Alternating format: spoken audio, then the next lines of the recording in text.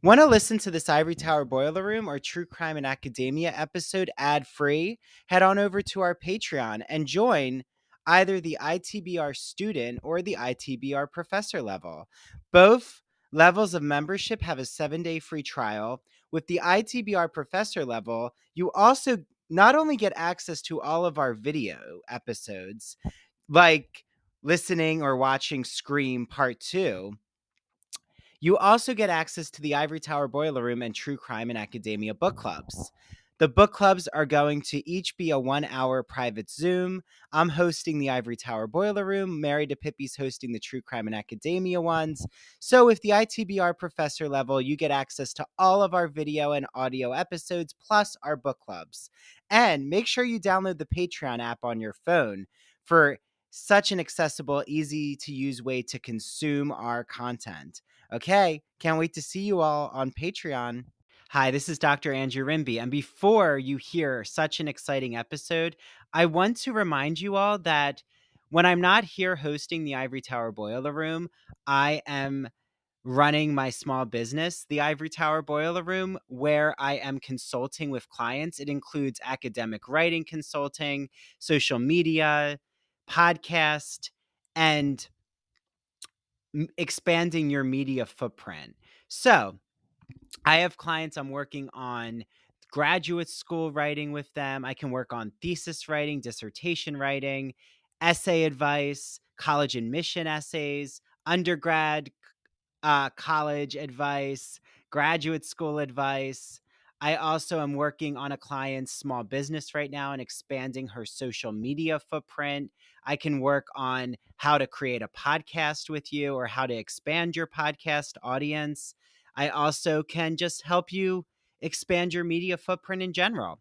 So, if you're interested in my consulting, I first want to let you all know it is only $30 for the first hour that I work with you on consulting, and then I'll set up a package with you then. So you can email me at ivorytowerboilerroom@gmail.com, or you could go to our Patreon, patreon.com/Ivory Tower Boiler Room, and there's a consulting option under memberships. You can pay the $30 and then I will reach out to you right away and we'll set up a consultation. And then while you're on our Patreon, make sure you join the Ivory Tower Boiler Room and the True Crime and Academia Book Club. Every month, both myself and Mary are choosing books for our book club members to read, and we are actually polling our members on Patreon to see what books they want to read, and we're meeting with them the first week of each month. So if you want to join the book club each month, just make sure that you join on Patreon. That way I know who's joined and I can reach out to all of you and let you know when we're meeting on Zoom. Okay, so lots of things to do here in the Ivory Tower Boiler Room, and I can't wait to consult with you, join you for a book club discussion, and have you here listening to one of our podcast episodes. Okay, enjoy this episode.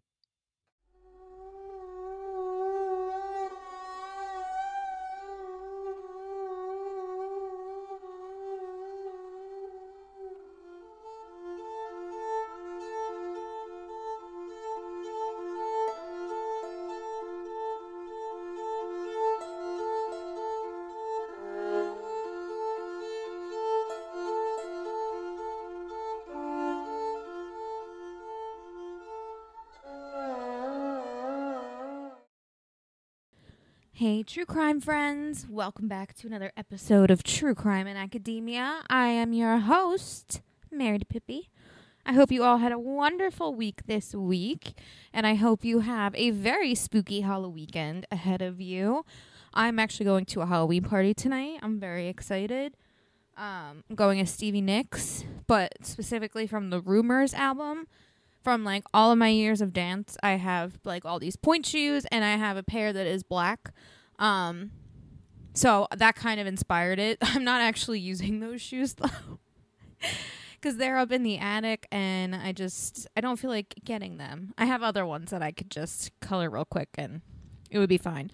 Obviously bringing other shoes with me just in case, but so I'm really excited about that.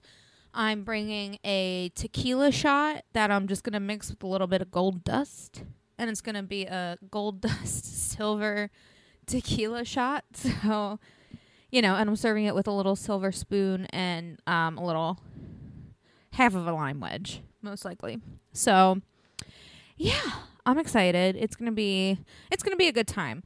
There's going to be a lot of good food. I already know because I was privy to it. It's also a potluck, so we knew people were bringing things, and my drink is my contribution to the potluck. But yeah, so really looking forward to that, and then kind of just get to really relax. I've been super busy the past couple of weeks, and I've just really kind of gotten to the point where I'm just like, okay, I just want to chill and not have to do really anything for that matter. So looking forward to that.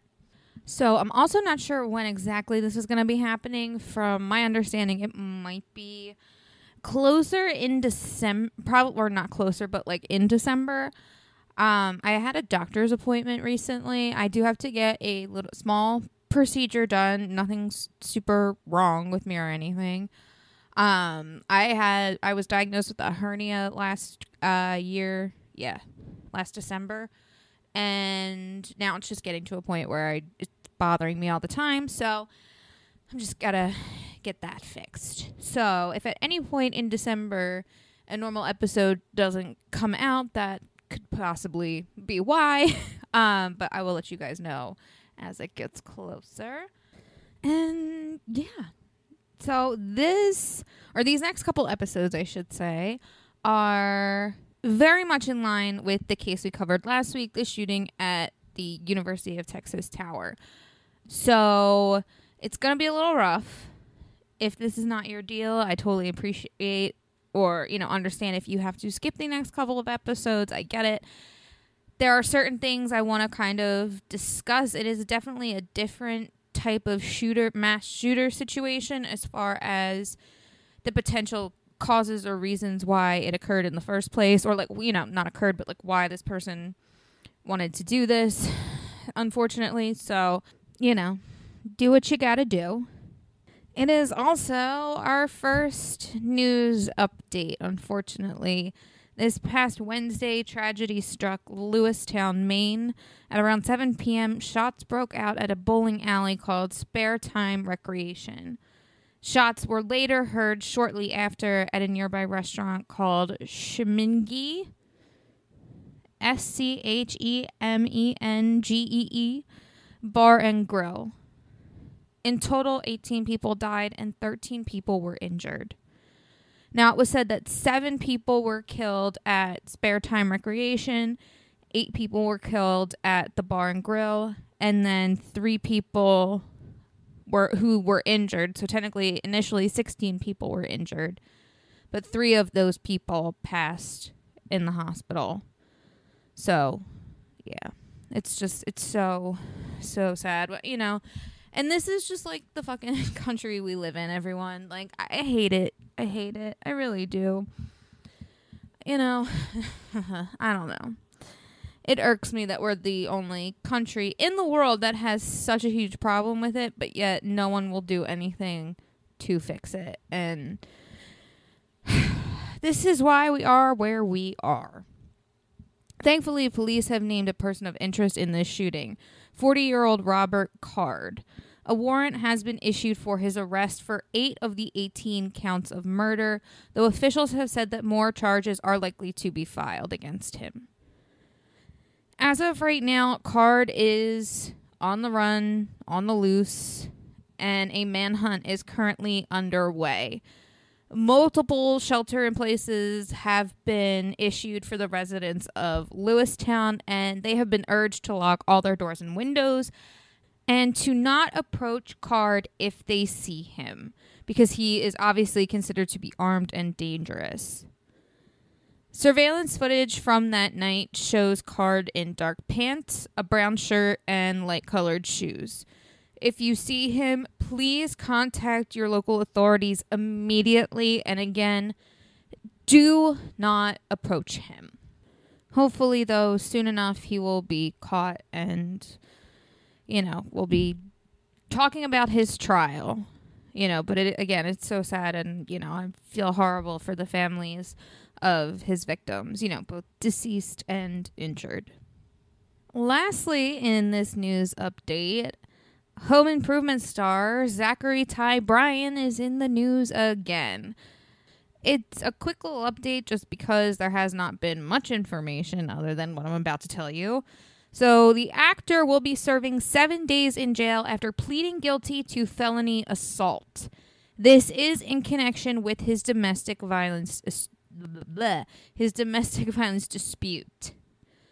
As part of the negotiation that got him down from a potential 20-month sentence to 7 days, as well as some of the charges being dropped, he is to have no contact with the victim without his probation officer's approval. I'm kind of curious as to what those stipulations are there. But then he's also to get treatment for alcohol and substance abuse issues. So, obviously we know drug and alcohol abuse is, absolutely devastating. Addiction is a horrible disease, and, it can turn you into someone you normally aren't. So I hope that, this is a wake-up call for him. I mean, he's had other charges before, like we've discussed. But, hopefully, this time it really works for him. Hopefully it sticks. So, I just hope he can get help. And it seems that this domestic violence dispute might be with the parent of his, there might be his children involved. So, for the kid's sake, I hope he's able to, if that is the case. Again, like I said, I'm not 100% positive. I think from what I've seen, it kind of is hinting at that. But, if that is in fact the case, I hope he can get himself help and, figure this all out, move past it, and, do better for his kids and his family. All right, that is all I have in the news update for you because, as I said earlier, I have a Halloween party to get to that I need to get ready for. So we're going to take a quick break, and then we will get right into this week's case. I am here with the co-owner of one of my favorite stores here in Port Jefferson Village, New York. It is called The Soapbox. So Janine said, Andrew, I have these 4 products you need to get your hands on. It's called 4 for Fall. So she's going to go over these 4 products. I know first you have a soap for me. What is the soap? I have the soap for you. It is called Apple Cider Shea Butter Soap. It's by a company called Greenwich Bay. And this is a great soap because you can use it for your hands or your body. And it has a delicious apple cider scent. And I think you're actually already familiar with it. Yes, it is in my shower. I still have it. It lasts a very long time. Yeah, great lather. The lather's wonderful. Mm-hmm. It's just so luxurious. And I love the scent into November. Yes. This apple cider it evokes so many cozy feelings. After the soap, we have something that you can add on to in the shower. So what is this? This is a wonderful, wonderful exfoliating shower scrub. It is by a company called Primal Almonds, and it's a sugar whip shower scrub. And the scent is pumpkin spice. It's a moisturizing sugar scrub. So it's tiny little sugar granules. And it's something that you would use after you shower twice a week because you don't want to strip your skin of your natural oils and your moisture. But it's wonderful. It just really exfoliates all that dead skin and leaves your skin very smooth and soft from all the sugar. So after I use the exfoliant, right now we need to moisturize. So I know you have a really nice fall body lotion for us. Absolutely. This is just such a delicious scent. This is one of my favorites for fall. The scent is Orchard Breeze, and it's by a company called Michelle Design Works.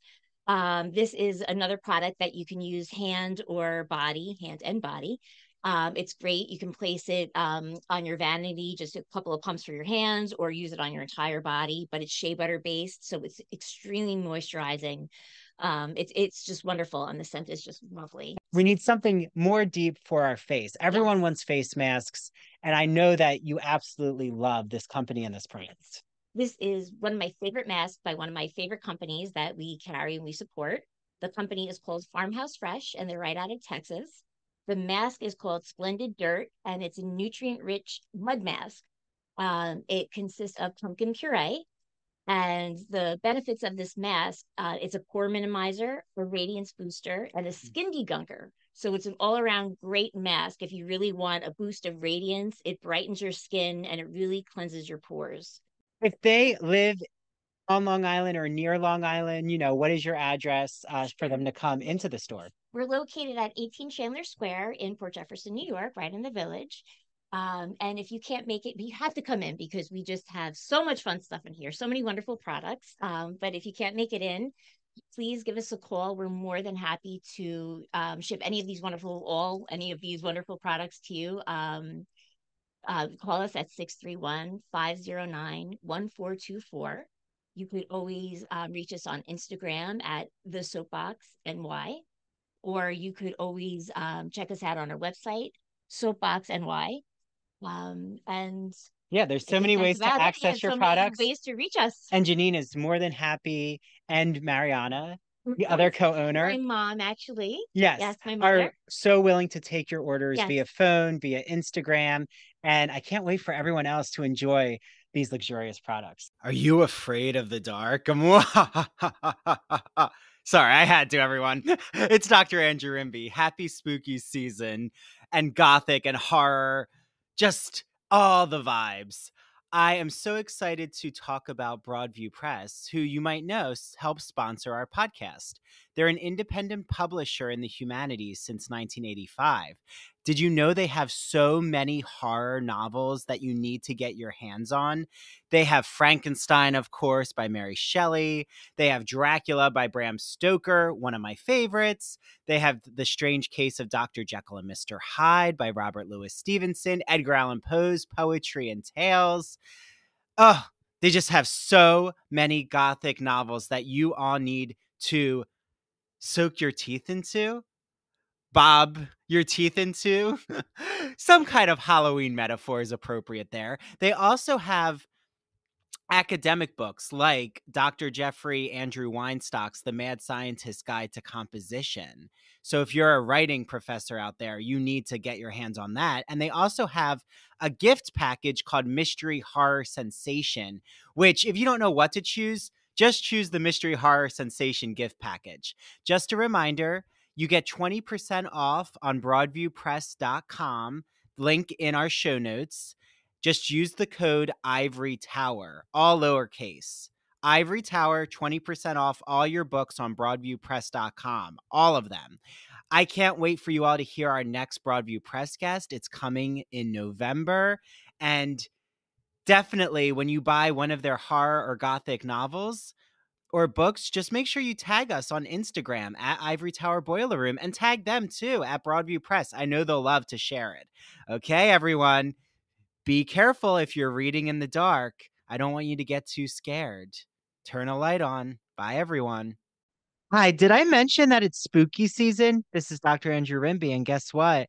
I have so many Halloween and fall designs and crafts in my apartment. And guess what? There is a person who's made me so many Halloween horror fall themed items, and her name is Mandy Bengal. She owns Mandy Made It, a craft crochet company.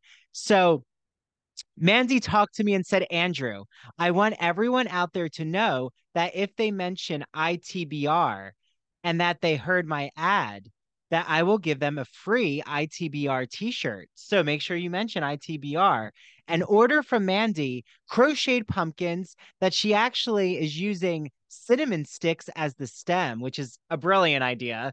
How cozy. And also filling the pumpkins with potpourri. I already want to wrap myself in a blanket. She has Halloween keychains, other Halloween crochet designs. So how can you reach out to her? Go to her Facebook or Instagram at Mandy Made It. Reach out to her. She will ship items out to you. If you live in the South New Jersey, Philly area, she'll arrange to have you either pick it up or deliver it to you. So Mandy just makes such beautiful crocheted items. And I'm so happy that she supports the podcast. I've known Mandy since I was a child. We were in theater camp together. That's how I met Mary. So the three of us have known each other a long time. Okay, head over to Mandy Made It for your handmade crocheted items for this Halloween and fall.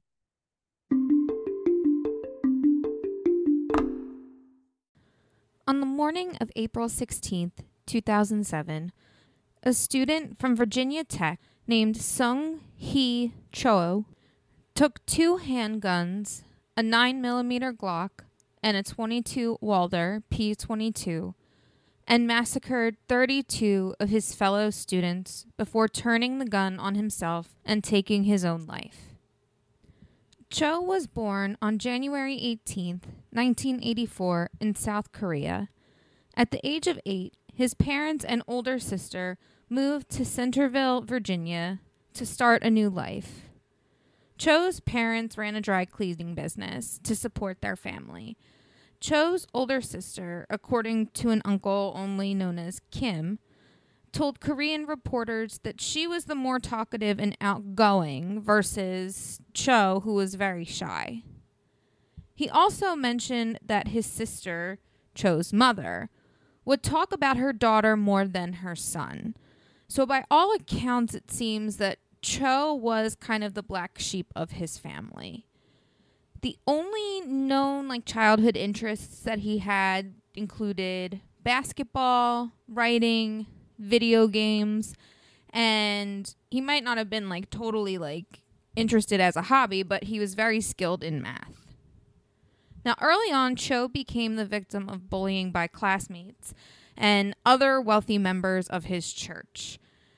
This sadly, it's not like it was just in high school or, just in grade school. This is kind of throughout, from the time that, his family moved there, throughout high school. And sadly, in high school, it just got worse. One classmate named Chris Davis recalled a time where Cho was to read in front of the class. And when he did, he used this guttural accent. And sadly, a classmate made a comment go back to China.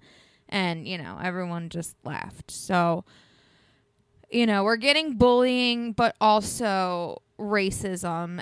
So, sadly, this poor kid, and again, as I always say on this podcast, I have sympathy for the child, the younger person, before they decided to do these horrific acts, So, at this point, I feel horrible for him. No one wants to have to be consistently bullied at home, or not at home, I'm sorry, at school, but then to come home and also feel like you don't fit in and feel like the black sheep. And, of course, I'm not a psychiatrist, psychologist, what have you, not an expert at all whatsoever, but I can imagine experiencing rejection like this and harassment the way that he was. That, I'm sure he was probably, I can't imagine he wouldn't experience some sort of symptoms of depression or anxiety or, things like that. In 2003, Cho began his studies at Virginia Tech. Now, while Virginia Tech is an absolutely great school, unfortunately, Cho's sister's accomplishments and her getting into and deciding to go to Princeton after already turning down Harvard, overshadowed Cho and his academic achievements of getting into a good school. And like I said, he's a math-centric person. It seems like for him going to Virginia Tech, from my understanding and memory at the time, because in 2007, I was a few years shy of graduation. I probably would have been a sophomore in high school at the time that this happened. Yeah, I was a sophomore in high school at the time that this happened. But I think Virginia Tech specifically was really good if you were trying to, their engineering programs and mathematic programs, robotics, I think, things like that. That was that's where you wanted to go to school if you were going to be studying that, or one of the schools anyway. So, it's you have this kid, again, who is doing his best. He got into a school where hopefully he can do something with his talent in math, and, he likes video games and things like that. So, he's probably going for something like that, something that would make a lot of money in the future. But the fact that, and I don't know what the sisters studied. She could also be studying something that makes a ton of money. But again, it's the fact that, it's not Harvard, it's not Princeton, it's not a quote unquote Ivy League school. So, unfortunately, Cho's parents really didn't, they weren't super happy about it, The education was super important to them. So the fact that, especially being immigrants as well, I think because their oldest daughter, basically achieved, their dream for her, going to an Ivy League school, which I'm sure was the same type of dream they had for Cho. But, he didn't get in or apply to those schools. So, for them, it was kind of like he fell short of their dream for him, basically. And again, that's just really, really sad. And again, he hasn't done anything at this point. This is just one of the things that I feel personally helped lead up to as far as getting his mental state to a point where he had just had enough. And everyone has their own breaking point. Obviously, I'm not saying anyone's breaking point should be to go and massacre a bunch of your fellow students. I mean, everyone, handles their breakdowns differently. It's extremely unfortunate, though, that his, breakdown took this turn. But as we're seeing here, it just seems that, maybe, and I can't speak for him, this is just my own personal opinion, but I can imagine feeling, or if I was in his position, that I would never feel good enough. And again, that would make me feel super depressed, probably anxious, things like that. So, I don't know what was going on in his brain, but like I said, I can just imagine that he's probably got a lot of mental and emotional stress. Again, not an excuse to massacre a bunch of innocent fellow students, or anyone for that matter. Imagine that you're riding the Turner Classic Movie Great Movie Ride in Hollywood studios. It's in the 1990s. As you're journeying through the Great Movie Ride, you pass the Wizard of Oz, where all of a sudden you see the Wicked Witch of the West ascend into Munchkinland in a cloud of smoke and flames. Well, that's the memory I have with the Great Movie Ride in classic cinema when I was at Disney in the 1990s as a young boy. And ever since that, I was hooked on classic cinema. Well, my friend Christian Garcia, friend of the Ivory Tower Boiler Room, has a podcast that you all are going to love. It's called That Old Gay Classic Cinema, and he looks at queer themes in classic cinema like Vertigo, The Wizard of Oz, Sleeping Beauty, Mary Poppins, 101 Dalmatians, Hello Dolly. The list can go on and on and on. So follow him on Instagram at That Old Gay Classic Cinema. You can listen to his podcast on Apple and Spotify. And he also is on the premiere episode of our Queer as Folk podcast, where I'm rewatching every episode of Queer as Folk from 2000. And the episodes come out bi-weekly. So make sure you listen to his episode with me. And he's launching a rewatch show of Smash, where they're putting on a Marilyn Monroe musical. So he's going to be joined by co-hosts, a lot who are in the Broadway and theater industry, and I'm going to be on his first episode. So without further ado, get listening to That Old Gay Classic Cinema. Enjoy. LGBT stories are universal, but each one speaks to the individual heart and soul of the writer telling it.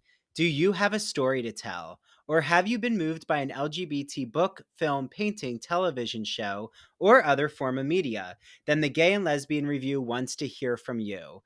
The GNLR believes in bringing awareness to queer art and artists through reviews, commentary, and thought pieces in which the author relates their personal lives to a particular piece of art, a novel, a movie. In addition to the print magazine, the GNLR also publishes articles on its blog. So you can see all of this on glreview.org. That's glreview.org. Remember, you get 50% off your subscription of the GL Review magazine when you use the promo code ITBR50. That's 50% off your print or digital subscription when you use promo code ITBR50. To learn more about submitting an article for the GNLR, visit their writer's guidelines. The link is located at the bottom of their homepage. And if you have any questions, email Stephen Hemrick. That's STEPHEN.HEMRICK@glreview.org. The GNLR and its readers can't wait to see what you have to say. Hi, this is Dr. Andrew Rimby, and I'm so excited to shout out the Gay and Lesbian Review, who is helping to sponsor the ITBR podcast. For all of you out there, the Gay and Lesbian Review is a bi-monthly magazine where you can discover new things about gay and lesbian literature, history, and culture. And the GL Review publishes essays in a wide range of disciplines, as well as a slew of reviews of books, plays, and movies, and a number of special features, such as artist profiles and their popular art memo column. Each issue of the magazine brings you consistently intelligent, lively, thought-provoking articles focused on a unifying theme. For example, their September-October issue centers on the theme Cracking the Closet. So, starting in the 19th century, a number of artists and writers found ways to crack the closet by expressing their sexuality between the lines or in the interstices of their work. For example, Ignacio Darnad, who is a friend of the ITBR podcast, he's been on our show, writes all about illustrator J.C. Leyendecker, whose work for Ivory Soap and Arrow Collars gave him plenty of opportunities to draw pictures of well-dressed and at times scantily dressed American men. And you also can find an article by Vernon Rosario, who has been on the podcast, and he talks about the quest for sex in the Middle Ages. So, to subscribe, visit glreview.org. That's glreview.org. Click subscribe. So on their website, go all the way over to the right-hand side and you'll see the button subscribe. Click subscribe and enter the promo code ITBR50 because you're getting 50% off your subscription to the print or digital edition of the Gay and Lesbian Review magazine. I can't wait for you all to have your copy of the Gay and Lesbian Review magazine, and make sure that you take a picture when your magazine arrives or when you're reading it online and tag the GL Review on Instagram and ITBR, and we'll share it out in our stories. Enjoy your reading, everyone. While at Virginia Tech, Cho took creative writing classes. And like most of his years in school, Cho was still kind of known, even in college, as a loner, despite the fact that it seemed like some of his classmates actually did make efforts to try and include him in things. A former roommate of his named Joe Alst said that he would often say hi to Cho when he passed him in the halls, but Cho never really responded. In fact, he wouldn't even look at him, or really anyone, for that matter. Cho also had an alias called ? Now, most students saw him as odd, but they never saw him to be dangerous. In 2005, signs that something might be wrong with Cho, especially mentally, started to appear. He had effectively scarred his English teachers and classmates with gruesome writings of death and violence in his creative writing classmates. One of his poetry professors, named Nikki Giovanni, had given him an ultimatum. Either he needed to change the content of his poems or drop the class. Cho basically told her, "You can't make me." However, Lucinda Roy, the school's co-director of the creative writing program, she actually tried to get help for Cho. Honestly, I feel like she kind of was like, okay, clearly he's going through something. Like, I mean, yeah, sure, he could be writing these things for shock factor, but it seemed like she wanted to get to the root of why he wanted to write about these things. Because sometimes, like, I have very morbid interests. obviously. So I can understand that, maybe he wanted to include these things because these were morbid interests and he maybe just wanted to see if he could write that way. Again, I don't know what was going through her mind, but like I said, she seemed like she wanted to help. And I think, again, being like the co-director of the creative writing program, I feel like it was to, not silence his voice, his creative voice, because when you have moments like that, and when researching this and seeing that, that he was given that ultimatum, like it made me feel bad. Like, I've never read these writings that he had, but, it's possible that he was doing it for malicious reasons, but again, it's still touchy because, again, it's someone's art. So, Sadly, though, Miss Roy was not successful because Cho was completely unwilling and resistant. But again, at least someone's trying. In November of 2005, Cho was reported to campus police by 2 women that he had been reported stalking. Although he was interviewed by police, neither woman filed charges against him. After the second accusation, a suite mate named Andy Coach said that Cho was shaken and had told Coach that he might as well kill himself, which, of course, this prompted the suite mate to call the police. And I feel like I don't think that he's saying I might as well kill myself for dramatic effect. I really do think that he meant it. I mean, obviously for the fallout that we're going to get into in the next week or so, but and just sadly the massacre itself and what happened and whatnot, but I think he was genuinely hurting and wanted to hurt other people, but also didn't want to face the repercussions. Like, it's obvious that the repercussions of doing those things scared him.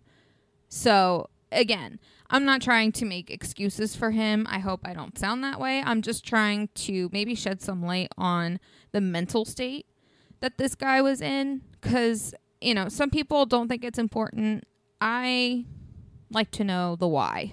And I think knowing these bits and pieces of a person's past, their upbringing, and, like how those things shaped their mental state and how other factors such as bullying or head injuries, this isn't his case, but like we talked about previously, last week to be specific, the University of Texas tower shooting, which is why I kind of wanted to do these back to back. I mean, unfortunately, there is so much going on. Like we talked in the news update with the shooting in Maine. So, again, not trying to excuse, just to find the reasons why and see how all of these factors accumulate and create someone who could go out and kill as many people as they physically possibly can with the, supplies that they bring with them. Now, Cho was ordered to receive treatment as an inpatient at Carleton St. Albans Behavioral Health Center in Radford, Virginia. The judge ruled him as an imminent danger to himself or others as the result of a mental illness. Cho was diagnosed with depression, and the psychiatrist treating him noted that Cho denied being suicidal and felt that his insight and judgment were normal. So Cho was released the next day. The court then ordered Cho to receive outpatient treatment, but it's unclear if Cho actually went through with it. Next week, we are going to discuss the possible mental factors and the science behind kind of how Cho got to this point, essentially. Obviously it can't be specific. As I said all the time, I'm not, any sort of psychological expert. I'm just extremely interested in it. So next week, like I said, we're going to cover some of the things that I've looked at based off of these types of factors and take a look and see how those could have come into play with Cho's decision making around all of this. So that is all I have for you, my loves. Until next week, please don't forget to follow True Crime in Academia on social media at True Crime in Academia on Instagram, Threads, and TikTok. I haven't really posted on Threads yet. I'm trying to figure that out, I promise, but I will. I promise. And then you can follow True Crime in Academia at TC in Academia on X, formerly Twitter. Thank you all so much for listening to this week's episode. And until next week, my loves, I will see you all later. Hi, this is Dr. Andrew Rimby. I want to thank you so much for listening to the ITBR and TCIA episodes. Make sure, if you don't, follow, rate, and review us on Spotify and Apple Podcasts. Also, make sure you follow ITBR on TikTok and Instagram at Ivory Tower Boiler Room, and TCIA on TikTok and Instagram at True Crime in Academia. Also, we have a brand new Patreon membership system. So I just want to explain it to you all quickly. So if you want to become an ITBR student, it is $5 a month. You get ad-free ITBR and TCIA episodes and video interviews. If you want to become an ITBR professor for $10 a month, you get all of those ad-free benefits, but you also get access to both the ITBR and TCIA book clubs. You can join both book clubs, get ad-free episodes, plus you're going to get all of our extra video episodes. So I am rewatching Queer as Folk. Christian Garcia from That Old Gay Classic Cinema is joining us, and he's rewatching Smash. Mary is going to start to rewatch shows as well. You even get access to what I'm calling the ITBR Teaches. So if I'm recapping a movie or a TV show, including Barbie, Halloween movies, and horror films, you get access to that as well. And then I also am offering consultation services. So for $30, you get your first initial consultation with me. It's a 1 hour private Zoom. I will help create your podcast, your media brand. How do you navigate academia as an undergrad or a grad student? Do you need help with technology? It could be teaching tools, Spotify for podcasters, video editor software. Do you want to expand your social media presence as an artist, writer, podcaster, or academic? Do you want help on how to create a public humanities identity like I've created for myself? So now I'm offering that consultation service. You can find more info about it on Patreon. And you also can join our book clubs. If you want to just join the ITBR book club or the TCIA book club, you can do that for $4 a month. Patreon.com/Ivory Tower Boiler Room. That is patreon.com/Ivory Tower Boiler Room. Thanks to the team, Mary DiPipi, our chief contributor. And thank you to our 2 new interns from Stony Brook University, Jonathan and Sara. Bye, everyone. Until next time.